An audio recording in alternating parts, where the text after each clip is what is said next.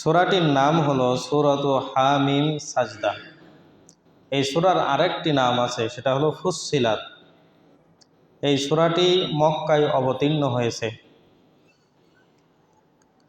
এই সূরার আয়াত সংখ্যা হলো 54। সূরাটির শুরুতে যে বিষয়ে আলোচনা করা হয়েছে সেটা হলো এই কোরআন যে আল্লাহ পাক রব্বুল আলামিনের পক্ষ থেকে সত্য, আর কাফেররা চেয়েছিল এই কোরআনকে পৃথিবীর বুক থেকে চিরতরে নিভিয়ে দেওয়ার জন্য।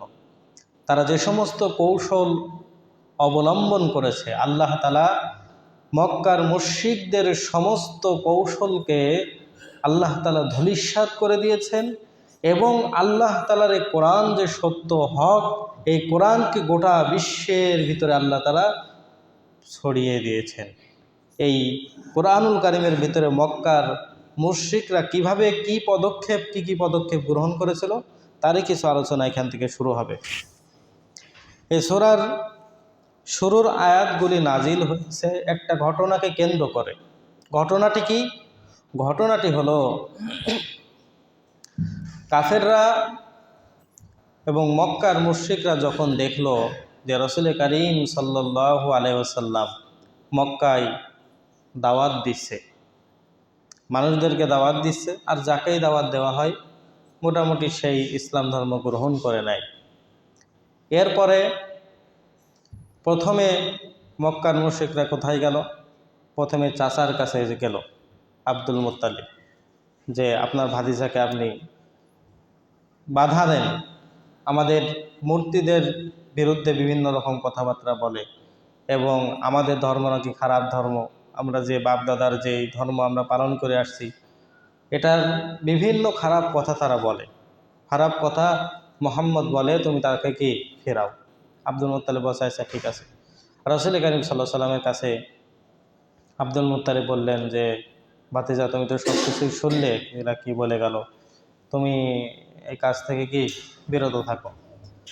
তখন রাসূল করিম সাল্লাল্লাহু আলাইহি সাল্লাম তার জবাব দিয়েছিলেন, চাচা, এই মক্কার মুশরিকরা যদি আমার এক হাতে সূর্য আর এক হাতে চন্দ্রও যদি এনে দেয়, তাহলে যেই দিনের দাওয়াত আমি শুরু করেছি ইসলাম প্রচার, এই প্রচার করা থেকে আমি কখনোই ক্ষান্ত হব না। আর এই দিন প্রচার প্রসারের ক্ষেত্রে আমার জীবনও যদি চলে যায়, তারপরেও আমি এই চেষ্টা আমি অব্যাহত রাখব। চাচা আব্দুল মুত্তালিব, চাচা আবু তালেব চিন্তা করলো যে ভাতিজার যে দৃঢ় মনোবল, সে কখনোই এ কাজ থেকে কি ফিরে আসবে না। সুতরাং বললো ঠিক আছে, তুমি তোমার আমল চালিয়ে যাও। এরপরে কাফেররা আবার আসলো, এসে বলল তোমার ভাতিজা তো থামে না, হয় তোমার ভাতিজাকে বাধা দাও, না হয়তো আমরা সবাই তোমাদের বিরুদ্ধে কি যুদ্ধ ঘোষণা করব, সবাই এক হয়ে তোমাদের বিরুদ্ধে যুদ্ধ করব। এরপরেও সব কিছু শুনলো, রাসূল করিম সাল্লাল্লাহু আলাইহি ওয়াসাল্লাম শুনলো। চাচা গেল, চাচা বলল আমি যতদিন বেঁচে আছি ইনশাআল্লাহ তোমার সাহায্য সহযোগিতা আমার সব সময় থাকবে। চাচা তখনও ঈমান আনেনি, মুসলিম হয়নি, মানে মৃত্যুর সময়ও তো কালেমাকেই পড়ে নি, এটাই প্রসিদ্ধ। মৃত্যুর সময়ও কালেমা বলছিল যে চাচা একবার কালেমাটা পড়েন। ওদিকে কাফেরের বড় বড় লিডাররা অপেক্ষা করছে, আবু তালিবের মৃত্যু হয়ে যাচ্ছে, এখন যদি এই শেষ জামানায় মৃত্যুটা যদি মুহাম্মদের কালিমাটা পড়ে নাই, তাহলে আমার বাপ দাদা ধর্মের উপরে একটা চুনকালি দিয়ে সে দুনিয়ার থেকে বিদায় নেবে। আবু তালেব এত বড় একটা মক্কার নেতা হয়ে সে এরকম কাজটা করতে পারবে?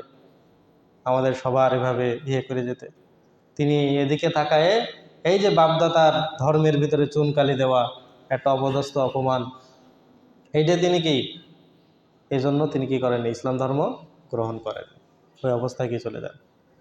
তো রাসূল করিম সাল্লাল্লাহু আলাইহি সাল্লামকে অনেক ভালোবেসেছিলেন চাচা আবু তালেব, অনেক মহব্বত করেছিলেন।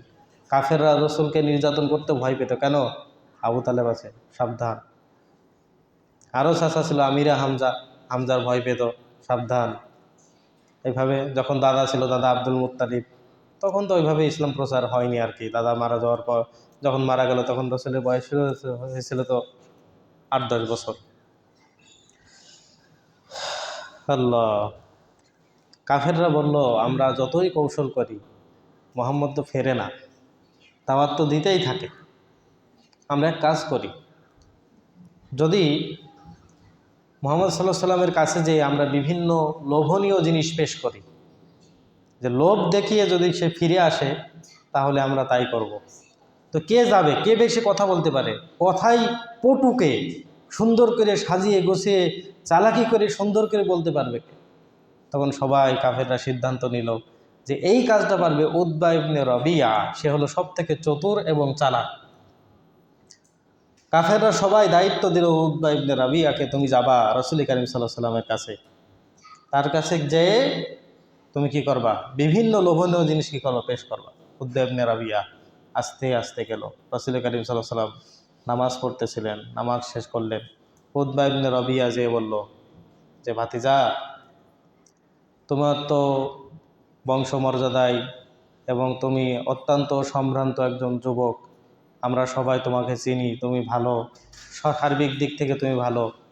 তোমার যদি তুমি যে দাওয়াত দিচ্ছ, এই দাওয়াত দ্বারা যদি উদ্দেশ্য হয় যে অর্থ সম্পদ, তাহলে আমরা সবাই মিলে মক্কার ভিতরে তোমাকে এত পরিমাণ সম্পদ দেব যে তুই পুরা মক্কার ভিতরে সব থেকে বড় বেশি ধনী হয়ে যাবে।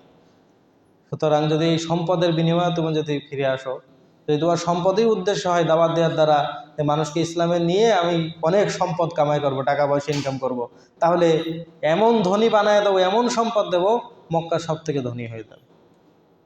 নবীজি চুপ, কোনো কথা বলে না। এরপরে বলছে, যদি তোমার যে এই দাওয়াতের দ্বারা যদি উদ্দেশ্য হয় যে সুন্দরী বিবাহ করতে, সুন্দরী মহিলা বিবাহ করতে, তাহলে আমরা মক্কার ভিতরে সব থেকে সুন্দরী 10 জন মহিলাকে আপনার সাথে বিবাহ দিয়ে দেব। 10 জন, আপনি যাকে ইচ্ছা তাকে, যাকে বলবেন এরকম 10 জনকে আমি কি আমরা ব্যবস্থা করে দেব। নবীজি কোনো কথা বলে না। এরপরে বললেন উতবা ইবনে রাবিয়া যে ভাতিজা, তোমার যদি এই দাওয়াত দ্বারা উদ্দেশ্য হয় ক্ষমতা, তুমি নেতা হবা, বড় ক্ষমতাসীন হবা, তাহলে আমরা সবাই মিলে তোমাকে নেতা বানিয়ে দেব। আমরা তোমার অধীনস্থ হয়ে থাকবো, নেতা বানিয়ে দেব। আমরা সবাই মিলে তোমাকে সমর্থন দিয়ে তোমাকে নেতা বানিয়ে দেব। নবীজি কোনো কথা বলে না।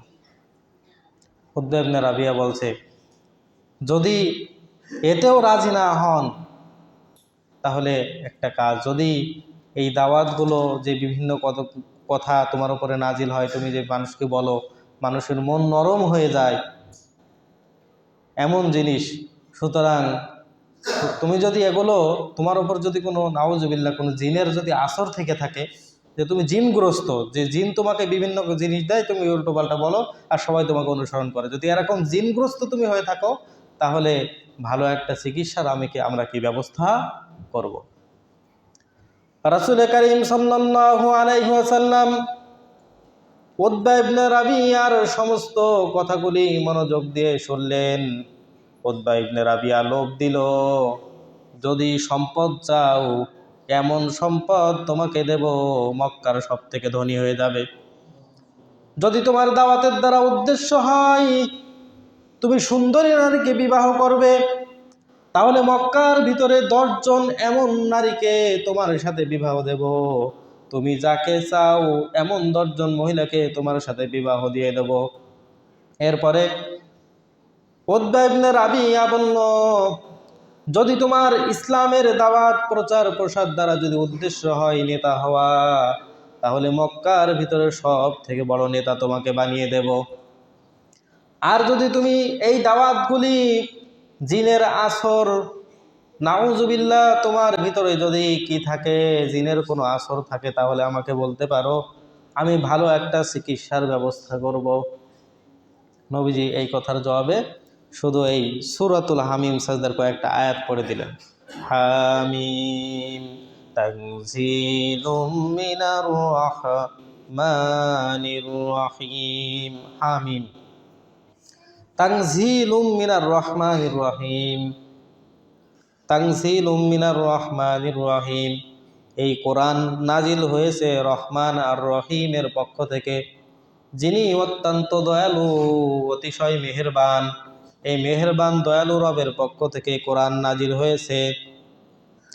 কিতাবুম ফুসসিলাত আয়াতুহু কুরআনান আরাবিয়্যান লিকাউমিন ইয়ালামুন। কিতাবুন, এই কোরআনটা হলো এমন কিতাব, ফুসসিলাত আয়াতুহু, আয়াতগুলি বিশদভাবে ব্যাখ্যা আকারে পেশ করা হয়েছে। কুরআনান আরাবিয়ান, আরবি ভাষারূপে কোরআন নাজিল করা হয়েছে। লিকাউমি ইয়ালামুন, যাতে করে উলামা উর রাসিখুন, যারা বেশি জ্ঞান রাখে আরবি বিষয়ে, তারা যেন খুব ভালোভাবে বুঝতে পারে। বাশীরাও ওয়া নাযীরা, এই কোরআনের ভিতরে আছে বাশীরন, সুসংবাদ, যারা নেক কাজ করবে, সৎ কাজ করবে, তাদের জন্য জান্নাতের সুসংবাদ। ওয়া নাযীরা, নাযীরন মানে হলো ভীতি প্রদর্শন, অর্থাৎ যারা আল্লাহর হুকুম না মেনে গুনাহের কাজ করবে তাদের জন্য শাস্তি রয়েছে। ফারাদা আকসারুহুম ফাহুম লা ইয়াসমাউন, অধিকাংশই মুখ ফিরিয়ে নেয়, অথচ লা ইয়াসমাউন, তারা কি শোনে না। ওয়াকালু কুলুবুনা ফি আকিন্নাতিম মিম্মা তাদউনা ইলাইহি, এই আয়াতগুলি যখন পড়ে দিল তখন উতবা ইবনে রবিয়া চুপ হয়ে গেল। উতবা ইবনে রবিয়া বসেছিল আর তার উভয় হাত পিছনের দিকে দেওয়া ছিল, পিছনে দুই হাতে ভর দিয়ে এইভাবে শুনছিলেন আর নবীজি শুধু বলছিলেন। রাসূল কারীম সাল্লাল্লাহু আলাইহি ওয়াসাল্লামের বলা যখন শেষ হয়ে গেল, উতবা ইবনে রবিয়া ওখান থেকে উঠে পড়লেন। উঠে যেই মজলিস থেকে পাঠানো হয়েছিল, মুশরিকদের মজলিস থেকে, ওই মজলিসে উতবা ইবনে রবিয়া চলে গেল। যে বলল, সকলে দেখছে যে উতবা ইবনে রবিয়া যেই চেহারা নিয়ে গিয়েছিল তার চেহারার ভিতরে সেরকম একটা ভাব নেই, অন্যরকম একটা ভাব চেহারার ভিতরে চলে এসেছে। ব্যাপার কি? সবাই অপেক্ষা আছে কি বলে। মুহাম্মদের কাছে বিভিন্ন জিনিস প্রস্তাব দেওয়া হলো, তার উত্তরে কি দিল? তখন উতবা ইবনে রবিয়া বলছে যে যে আমার বক্তব্য হলো, তোমরা রাসূল কারীম, রাসূল যে বিষয়ে দাওয়াত দেয় তোমরা সবাই মেনে নাও। বলছে কে? মুশরিকদের ভিতরে সব থেকে চালাক ব্যক্তি, যাকে পাঠালো সে এসে বলছে আমার রায় হলো, আমি যা কিছু বুঝলাম আর শুনলাম, আমার রায় হলো, আমার মত হলো, তোমরা তার দাওয়াতটা তোমরা মেনে নাও। যদি মেনে নাও তাহলে তোমাদের জন্য কল্যাণ হবে, আর যদি না মানো, যদি মেনে নাও তোমাদের জন্য কল্যাণ, কারণ সে তো আমাদেরই বংশের, সে তো আমাদেরই এলাকার, সুতরাং আমাদেরই ইজ্জত সম্মান বাড়বে। আর যদি তার দাওয়াতকে তোমরা গ্রহণ না করো তাহলে অচিরেই এমন একটা দিন আসবে যে তিনি তার দাওয়াতের মাধ্যমে সবাইকে তিনি কি করে নেবেন, অন্তর্ভুক্ত করে নেবেন। তখন কি হয়ে যাবে? আমরা তখন ধরা খেয়ে যাব। কথা যখন বলেছে তখন আবু জেহেল ছিল, বড় বড় মুশরিকরা ছিল, তারা বলল উতবা ইবনে রবিয়ার নিশ্চিত কি করেছে? মুহাম্মদ জাদু করেছে। জাদু না করলে এরকম কথা তো বলে না। উতবা ইবনে রবিয়াকে জাদু করেনি, নবীজি শুধু কোরআনের আয়াত শুনিয়েছেন। এই কোরআনের আয়াত তার দিলের ভিতরে কি হয়ে গেছে? পরিবর্তন করে দিয়েছে। সে যে এই কথাগুলো বলতেছে। এরপরে যে উতবা ইবনে রবিয়া বলল যে রাসূল সাল্লাল্লাহু আলাইহি ওয়াসাল্লাম কি জবাব দিল এটা শোনাও। কাফেররা, মুশরিকরা বলতেছে। উতবা ইবনে রবিয়া বলল রাসূল কারীম সাল্লাল্লাহু আলাইহি ওয়াসাল্লাম আরবিতে কি যেন বলেছে, মানে কি একটা বলেছে, কিন্তু আমি কি করে দিতে পারিনি, বুঝতে পারিনি। তবে আমি শুধু লাস্টে এতটুকু বুঝেছি, আদ এবং সামুদ জাতির উপরে যে আযাব আল্লাহ তাআলা নাজিল করেছেন, তোমরা যদি এই দাওয়াত কবুল গ্রহণ না করো তাহলে আদ ও সামুদ জাতির মতো আযাব দিয়ে তোমাদেরকেও ধ্বংস করে দেবে। আমি এতটুকু বুঝছি, শুধু লাস্টেরটুকু, আগেরটুকু বুঝিনি। উতবা ইবনে রাবিয়া সেটাই বলল। সে কথা আল্লাহ তাআলা বলছেন, وقالوا قلوبنا في أكنة مما تدعونا إليه, তারা বলল যে আমাদেরকে তুমি যেই দিকে দাওয়াত দিচ্ছ ইসলামের দিকে, আমরা তো আকিন্নাতিম মিম্মা তাদউনা ইলাইহি, আমরা সন্দেহের ভিতরে, স্পষ্ট নয় আমাদের কাছে। ওয়াফি আযানিনা ওয়াকরুন, আমাদের কানের ভিতরে রয়েছে সিফি। অমিম বাইনিনা ওয়া বাইনাকা হিজাবুন, তোমার এবং আমাদের মধ্যে রয়েছে একটা পর্দা। ফামাল ইন্নানা আমিলুন, সুতরাং মুহাম্মদ তুমি তোমার এই কোরআন নিয়ে, তুমি তোমার ধর্ম নিয়ে তুমি ইবাদত করো, আর আমরা আমাদের মতো যেরকম আছে আমরা কি